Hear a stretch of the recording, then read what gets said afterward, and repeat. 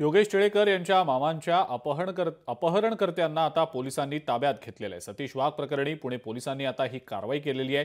हत्या करणाऱ्या संशयित पवन शर्मा आणि नवनाथ गुरसाळे यांना पोलिसांनी ताब्यात घेतलंय। भाजपचे आमदार योगेश टिळेकर यांचे मामा सतीश वाघ यांच्या खून प्रकरणामध्ये आता पुणे पोलिसांनी ही मोठी कारवाई केली आहे। वाघ यांची हत्या करणाऱ्या संशयित शर्माला वाघोलीत पोलिसांनी ताब्यात घेतलं। काल सकाळी पुण्यातल्या शेवाळवाडी परिसरातनं पवन शर्मा आणि नवनाथ गुरसाळे यांनी अपहरण करून शिंदवणे घाटामध्ये सतीश वाघ यांची हत्या केल्याचं बोललं जात आहे। आणि या सगळ्या संदर्भातली अधिक माहिती आपल्याला देत आहेत चंद्रशेखर भांगे, आपले प्रतिनिधी सध्या आपल्या सोबत आहेत। चंद्रशेखर, सतीश वाघ प्रकरणी आता पुणे पोलिसांनी ही मोठी कारवाई केली आहे। 2 संशयितांना ताब्यात घेतलं गेलेलं आहे। या सगळ्या प्रकरणामध्ये आता काय नेमकं कारण होतं अपहरणाचं, हत्या करण्याचं? पोलिसांचा प्राथमिक तपास नेमका काय सांगतोय चंद्रशेखर?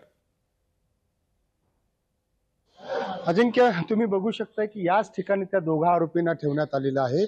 पवन शर्मा आणि नवनाथ गुरसाळे हे जे आरोपी आहेत, युनिट 5चं कार्यालय आहे, पुणे शहर गुन्हे शाखा युनिट 5चं हे सगळं कार्यालय आपण बघू शकतो की अप्पर पोलीस आयुक्तांची ही गाडी आहे। याच गाडीमधून त्या दोन्ही आरोपींना आतमध्ये आणून ठेवलेलं आहे। आपण बघू शकतो की सतीश वाघ यांची ज्या ठिकाणी हत्या झाली त्या शिंदवणे घाटामध्ये काल रात्रीच्या सुमारास हा सगळा प्रकार उघडकीस आला होता आणि सकाळच्या सुमारास जे आहे ते सतीश वाघ यांचं अपहरण करण्यात आलं होतं आणि याच ठिकाणी त्या आरोपींना आणण्यात आलेलं आहे। पवन शर्मा याची चौकशी सध्यावरती सुरू आहे।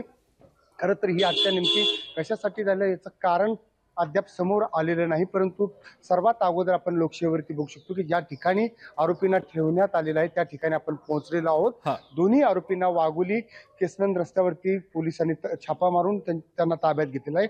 काल सकाळच्या सुमारास एका 4चाकी गाडीतून 5 जणांनी मिळून त्यांचं अपहरण केलं होतं। त्यानंतर काही तासामध्ये त्यांची हत्या जी आहे ती शिंदवणे घाट या ठिकाणी केली होती। या हत्येनंतर पुणे शहर हादरले होतं। खरं तर कायदा आणि सुव्यवस्थेचा प्रश्न मोठा निर्माण झाला होता, परंतु आता पुणे पोलिसांना यश मिळालं आहे, कारण ज्या आरोपींनी हत्या केली त्यामधील दोघांना पोलिसांनी पकडलेलं आहे। चंद्रशेखर, इतर जे आरोपी आहेत ज्यांचा उल्लेख केला जातोय, एकूण 5 जण होते अपहरण करण्यामध्ये, दोघांना तर आता अटक केली गेलेली आहे। उर्वरित जे लोक आहेत त्यांना नेमकी केव्हा अटक केली जाईल? त्यांच्या शोधात पुणे पोलिसांची काही पथकं रवाना झालेली आहेत का?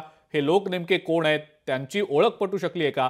काय नेमकं या सगळ्या संदर्भात समजतंय? पुणे पोलिसांनी काही प्राथमिक माहिती या संदर्भातली दिली आहे का?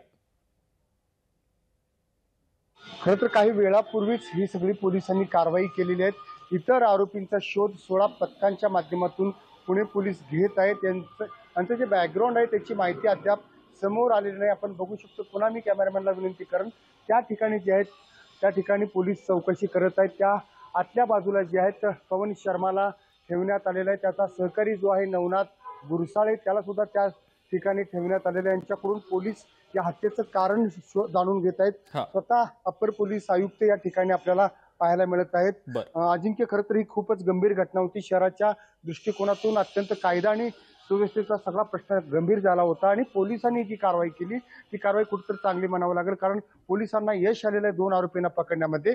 उर्वरित जे आरोपी आहेत त्यांचा शोध पोलीस घेत आहेत।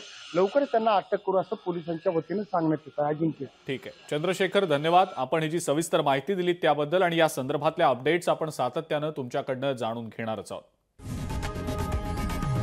लोकशाही मराठी ऐका, पहा, जागरूक रहा।